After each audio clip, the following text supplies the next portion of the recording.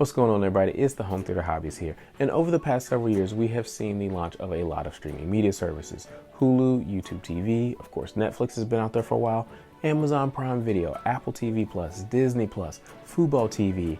I think HBO has a service in the works. There are many, many services out there. And a lot of you might be using apps on your television to watch those shows. And while they are very, very convenient to have apps on your television, there's still a huge place for something like this. This is the second generation Amazon Fire TV Cube. And in this video, I'm going to unbox this one and also tell you why you need something like this or the little brother to this, the Amazon Fire TV Stick 4K for your television setup. So if this is your first time visiting the Home Theater Hobbyist channel, welcome. On this channel, you'll find product reviews, unboxings like this one, talk about streaming media, and basically all things home theater related. So click that subscribe button and the notification bell so you can be alerted anytime we upload new content. Now, before we get too far into this video, I have to make mention of this. We are just a few days before Black Friday 2019, and both of these are on sale. The Fire TV Cube is originally $119. Well, now you can purchase it as of this recording for $89. And the Fire TV Stick 4K is normally $49, and you can pick that up for $24 right now. So use those links in the description below. Go ahead and click those links and purchase these products while they're on sale. So a few years ago, when Amazon announced the first generation Fire TV Cube, I was actually pretty excited because at the time, most of the streaming media boxes looked like this. They were flat rectangular shapes, and a cube was a nice different design that I thought would look kind of cool in my home theater. But once I looked at the specs, I was a little less than impressed, and that's when I decided to purchase this, the Fire TV Stick 4K. And the reason why I purchased it was because the Fire TV Stick 4K did all of the major formats for HDR, including HDR10, HDR10 Plus, HLG, and Dolby Vision. Now, with the second generation of the Fire TV Cube, it also supports all of those HDR formats. Now, for those of you who aren't aware, HDR stands for High Dynamic Range, and most modern 4K TVs ship with at least one format built in, and that is typically HDR10, but it can also ship with Dolby Vision, HLG, and HDR10 Plus.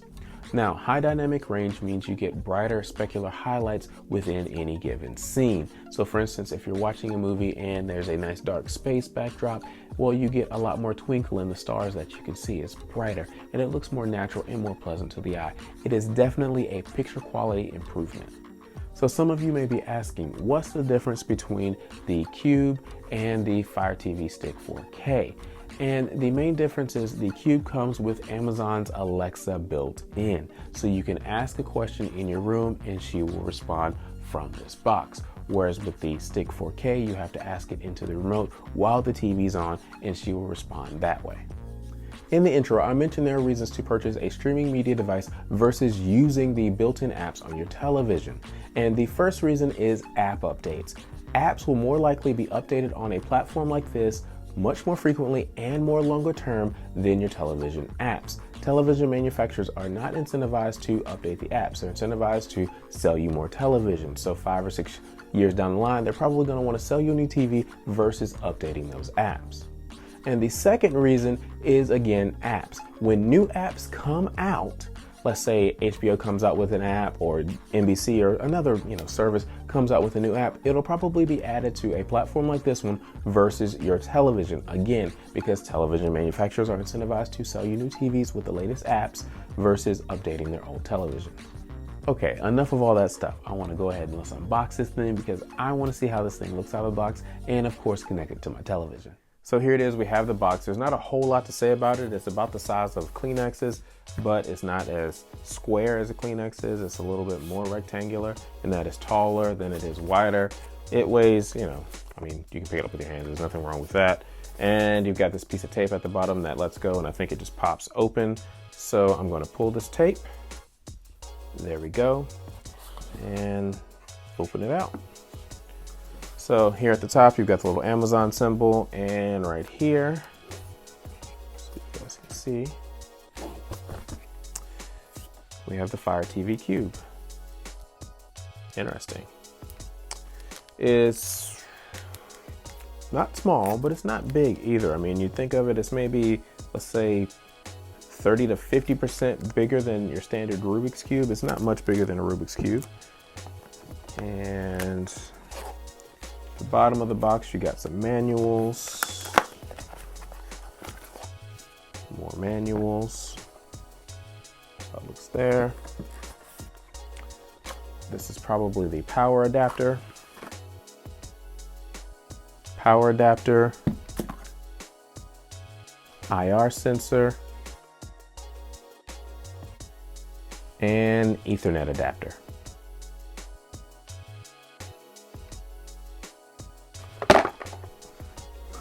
Now at the bottom of the box, you have some batteries, Amazon Basics batteries, and the second generation Amazon Fire TV remote. This has the power button and the volume on it as well. The first generation didn't have that, along with a little microphone on it as well. Again, the first generation, I don't think it had the microphone, but this is the second generation Amazon Fire TV remote. And that's it, that's everything in the box. Amazon Fire TV Cube gives you access to more than 500,000 movies and TV shows, along with the most popular apps including CBS All Access, Disney+, Hulu, Netflix, Apple TV, YouTube, YouTube TV, ESPN, NFL Network, and many, many more. It features a 6-core processor with 2 GB of RAM and 16 GB of internal storage.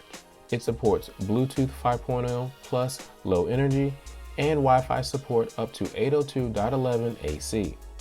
It supports all HD resolutions and 4K. All major HDR formats, including HDR10, HDR10+, HLG, and Dolby Vision, are supported. It includes audio support for Dolby Atmos, 7.1 surround sound, 2-channel stereo, and HDMI audio pass-through up to 5.1 channels.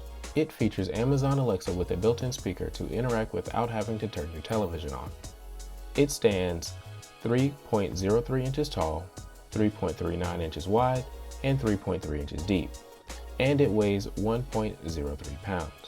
So there you have it, the second generation Amazon Fire TV Cube. My first impressions are this is a pretty decent device. It's got piano black along the sides. That's why I had to put the gloves on.